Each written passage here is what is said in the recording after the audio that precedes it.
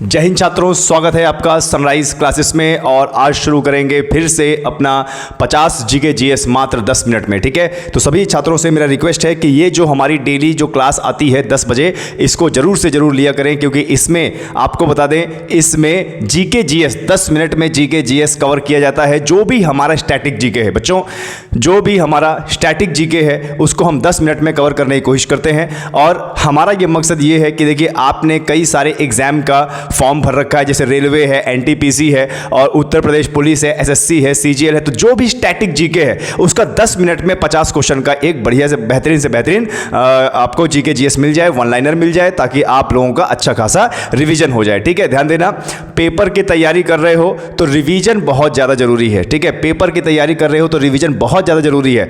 ठीक है, और वो भी स्टैटिक जीके का।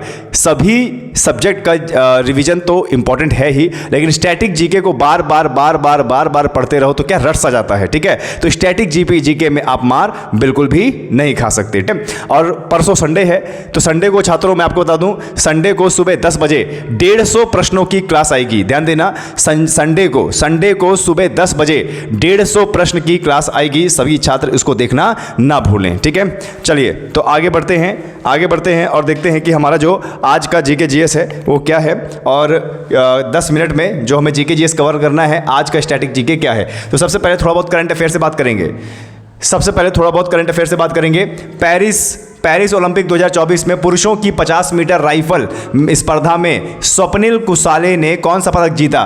पेरिस ओलंपिक 2024 में पुरुषों की 50 मीटर राइफल 3 पीस स्पर्धा में स्वप्निल ने कौन सा पदक जीता। तो आपको बताते हैं, स्वप्निल ने कांस्य पदक को जीता है। ठीक है, हाल ही में चिकित्सा सेवा महानिदेशक, ठीक है, हाल ही में चिकित्सा सेवा महानिदेशक के रूप में किसे नियुक्त किया गया है। हाल ही में चिकित्सा सेवा महानिदेशक के रूप में किसे नियुक्त किया गया है। तो साधना सक्सेना नायर को। किसको भैया? साधना सक्सेना नायर को। किसने असम राइफल के नए महानिदेशक के रूप में पदभार संभाला है। असम राइफल एसएससी जीडी के तहत इसकी भर्ती आती है, अलग से भी इसकी भर्ती आती है। तो अभी असम राइफल के महानिदेशक कौन बने हैं? तो वो बने हैं विकास लखेरा। कौन बने भैया? विकास लखेरा बने हैं। ठीक है, रैपिडो, एक कंपनी का नाम है रैपिडो। ध्यान देना, कंपनी का नाम है रैपिडो, और यह इस साल यूनिकॉर्न बनने वाली तीसरी कंपनी बन गई है। ठीक है, ध्यान देना, तीसरी कंपनी, तीसरा स्टार्टअप बन गया है। ये तीसरा स्टार्टअप बन गया है रैपिडो। ठीक है, यूनिकॉर्न। ठीक है, ध्यान देना, यूनिकॉर्न कौन होता है भैया? जो 1000 करोड़ रुपए की कंपनी बनती है। 1000 करोड़ से ज्यादा की जो कंपनी बनती है उसको यूनिकॉर्न कहते हैं। तो रैपिडो अभी भारत की तीसरी यूनिकॉर्न कंपनी इस साल की बनी है। ठीक है, चलिए आगे बढ़ते हैं और देखते हैं कि अगला हमारा प्रश्न क्या है। जरा देखते हैं, बहुराष्ट्रीय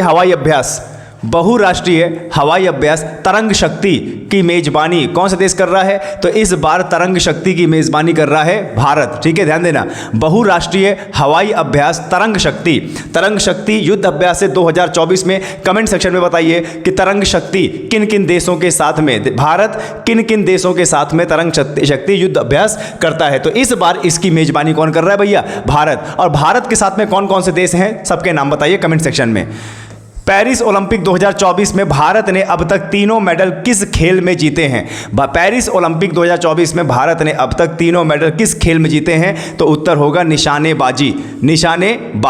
एक द्रव बूंद की प्रवृत्ति, ध्यान देना, अगला प्रश्न, एक द्रव बूंद की प्रवृत्ति गोल आकार लेने की होती है, जिसका कारण क्या है। कभी भी कोई बूंद या बारिश, ध्यान देना, बूंद या बारिश गिरता है तो जो बूंद होता है ना, वो गोल होता है, एकदम गोल होता है। ये किस कारण होता है? तो ये होता है पृष्ठ तनाव के कारण। किसके कारण भैया? पृष्ठ तनाव के कारण। ठीक है, जल में घुलनशील विटामिन कौन कौन से होते हैं। तो जल में घुलनशील विटामिन बी और सी होते हैं। ठीक है, ध्यान दीजिएगा, जल में घुलनशील विटामिन होते हैं बी और सी। पृथ्वी का घूर्णन अक्ष इसकी कक्षा के तल पर लंबवत नहीं है। ठीक है, ध्यान देना, पृथ्वी का घूर्णन उसकी अक्ष पे लंबवत नहीं है। पृथ्वी हमारी ऐसे ना घूम के, हमारी पृथ्वी ऐसे घूमती है। 23.5 डिग्री हमारी जो पृथ्वी है वो झुकी हुई है। 23.5 डिग्री हमारी पृथ्वी झुकी हुई है। तो यह झुकाव किसके लिए जिम्मेदार है? क्या होता है इस झुकाव से? क्या होता है इस झुकाव से भैया? पृथ्वी पर मौसम बदलते हैं। ठीक है, इस झुकाव के कारण पृथ्वी पर मौसम बदलते हैं। कौन सा एकमात्र भारतीय वैज्ञानिक है जिसे भौतिकी के क्षेत्र में नोबेल पुरस्कार दिया गया था? ठीक है, तो वो हैं डॉक्टर सीवी रमन। भौतिकी के क्षेत्र में इनको नोबेल पुरस्कार दिया गया था और ये हमारे भारत के अब तक के एकमात्र वैज्ञानिक हैं, ठीक है।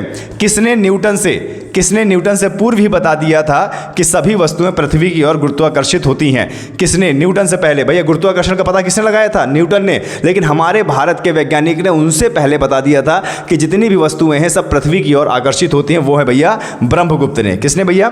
ब्रह्मगुप्त ने, ठीक है। चलिए आगे बढ़ते हैं और आगे देख लेते हैं कि हमारा क्या है आज का स्टैटिक जीके, ठीक है। 10 मिनट जीके जिसमें हम 50 से भी ज़्यादा प्रश्नों को यहाँ पर कवर करेंगे, ठीक है। यदि राष्ट्रपति का पद खाली हो तो उसे कितनी अवधि के अंदर भरना चाहिए? या राष्ट्रपति ने मान लो इस्तीफा दे दिया, या राष्ट्रपति की आकस्मिक मृत्यु हो गई, या राष्ट्रपति का पद अभी खाली है, तो राष्ट्रपति का पद अगले कितने महीने के अंदर उसको भर लिया जाना चाहिए? तो उत्तर क्या है भैया? 6 महीने के अंदर, ठीक है।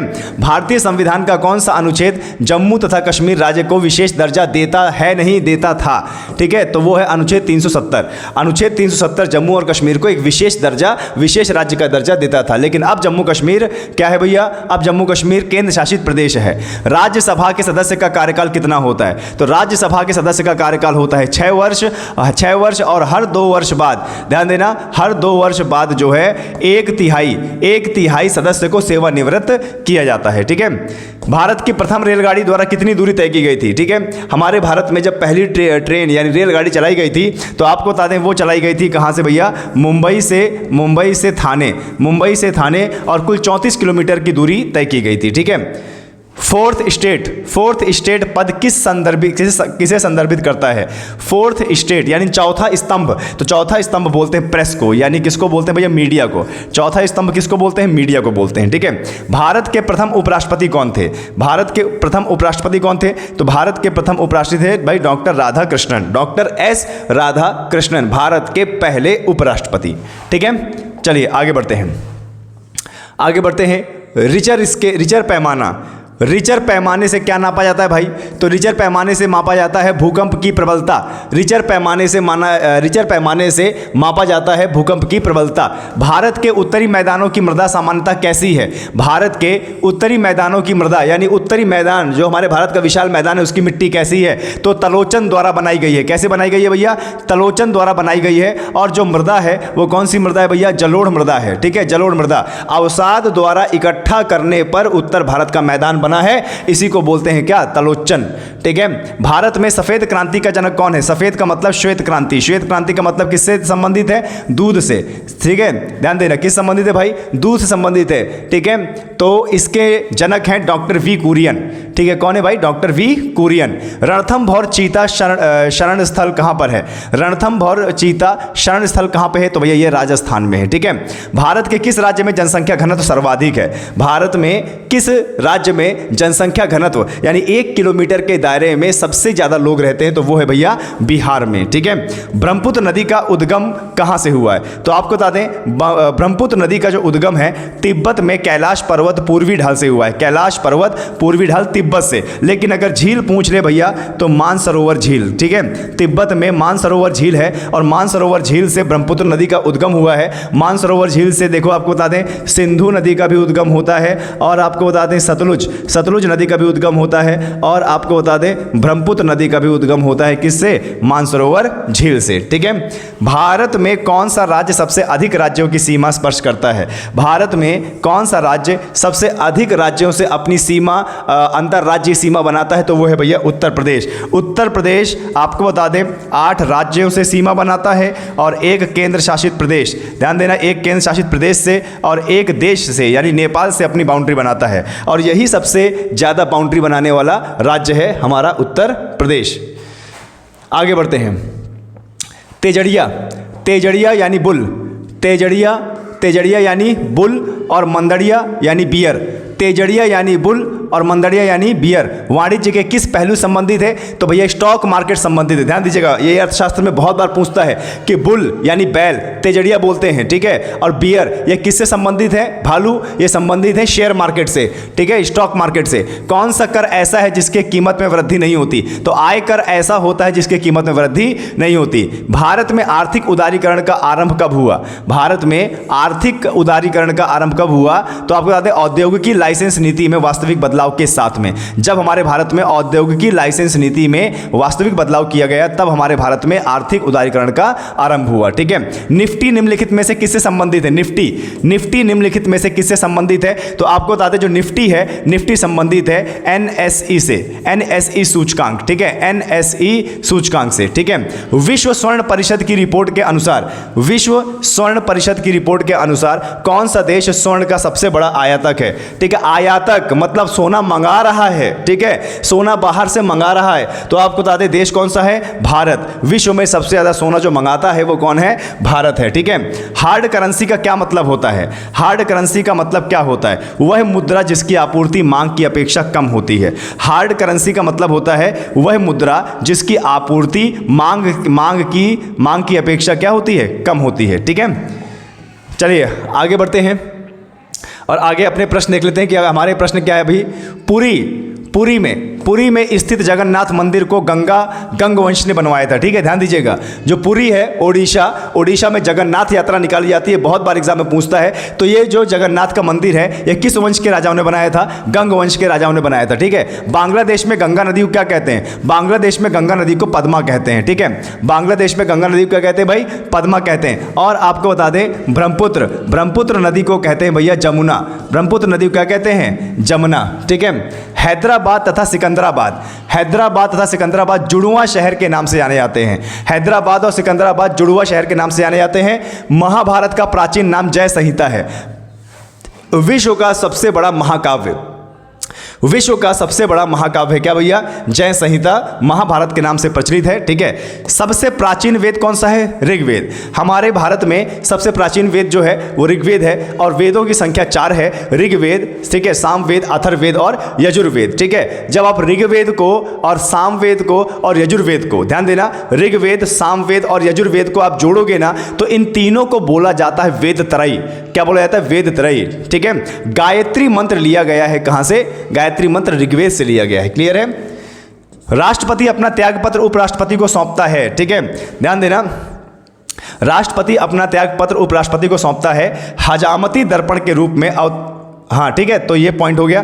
ये यहाँ तक तो पहला पॉइंट है भाई, देखो यहाँ तक पहला पॉइंट है। थोड़ा सा यहाँ पे एडिटिंग में दिक्कत हो गई। राष्ट्रपति अपना त्यागपत्र किसको देता है? उपराष्ट्रपति को। और उपराष्ट्रपति अपना त्यागपत्र किसको देता है? राष्ट्रपति को। दोनों एक दूसरे को अपना त्यागपत्र दे लेते हैं। अगला पॉइंट यहाँ से पढ़ना है। अगला पॉइंट यहाँ से, हजामती दर्पण के रूप में अवतल दर्पण का प्रयोग होता है। ठीक है, ध्यान देना, हजामती दर्पण के रूप में अवतल दर्पण का प्रयोग होता है। आगे यहाँ से देखिए, तानसेन का असली नाम रामतन पांडे था। ठीक है, तानसेन का असली नाम क्या था भैया? रामतन पांडे। ठीक है, चलिए आगे बढ़ते हैं और देखते हैं हाथी गुम्फा उड़ीसा राज्य में है। हाथी गुम्फा की गुफाएं कहाँ पे भैया? उड़ीसा राज्य में, जिसे खारवेल ने बनवाया था, राजा खारवेल ने। हाथी गुम्फा उड़ीसा राज्य में स्थित है, जिसे राजा खारवेल ने बनाया था। ठीक है, गोकक झरना बेलगावी में स्थित है। गोकक झरना कहाँ पे स्थित है? बेलगावी में। अम्लीय वर्षा का मुख्य कारण क्या होता है? अम्लीय कारण का मुख्य वर्षा होता है SO और NO, यानी सल्फर ऑक्साइड और नाइट्रोजन ऑक्साइड। सल्फर ऑक्साइड और नाइट्रोजन ऑक्साइड। गुड अर्थ पुस्तक के लेखक कौन है भैया? Pearl S Buck. Good earth के लेखक कौन है? पर्ल एस बक। भारत की प्रथम युद्धक मिसाइल पृथ्वी थी। भारत की पहली युद्धक मिसाइल क्या थी भैया? पृथ्वी। और सामाजिक सुधार करने वाला प्रथम मुसलमान शासक जलालुद्दीन अकबर था। सामाजिक सुधार करने वाला प्रथम मुसलमान अकबर जलालुद्दीन अकबर था। और जलालुद्दीन अकबर ने ही, आपको बता दें, तीर्थ यात्रा से कर को हटाया था। तीर्थ यात्रा से लिया जाने वाला जो टैक्स था उसको हटाने वाला अकबर ही था। ठीक है, और आगरा के फतेहपुर सीकरी में, ध्यान देना बच्चों, आगरा के फतेहपुर सीकरी में ध्यान दीजिएगा, बुलंद दरवाजा बनाने वाला अकबर ही था। और दीन ए इलाही नया धर्म चालू करने वाला अकबर ही था। ठीक है, चलिए, आयात निर्यात बैंक की स्थापना कब की गई है? जिसको एग्जिम बैंक भी बोला जाता है। तो आयात निर्यात की स्थापना 1982 में की गई है। ठीक है, ये बैंक हमारा आयात और निर्यात के आंकड़े देखता है। अकबर का राजस्व मंत्री टोडरमल था। ठीक है, अकबर का राजस्व मंत्री कौन था भाई? टोडरमल था। ठीक है, पृथ्वी का ध्रुवीय व्यास कितना है? पृथ्वी का ध्रुवीय व्यास कितना है? 12,713। पृथ्वी का ध्रुवीय व्यास कौन सा है? 12,713 किलोमीटर है ध्रुवीय व्यास, यानी ऐसे ध्रुवीय व्यास कितना है भैया? 12,713 किलोमीटर।